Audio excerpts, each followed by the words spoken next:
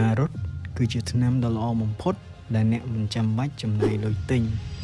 នៅឆ្នាំ2026ប្រជាពលរដ្ឋកម្ពុជាច្រើនកំពុងប្រឈមមុខនឹងបញ្ហាអង្គុយធ្វើការយូរផឹកភេសជ្ជៈផ្អែមច្រើនគេងមិនគ្រប់ stress ពីការងារនិងជីវិតប្រចាំថ្ងៃ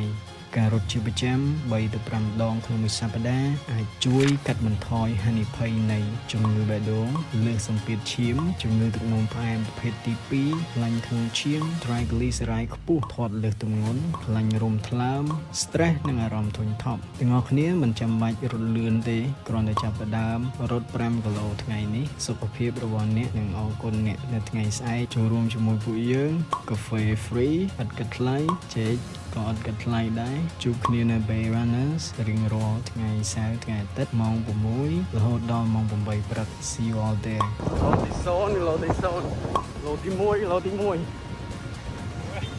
ឡូទី2ឡូទី2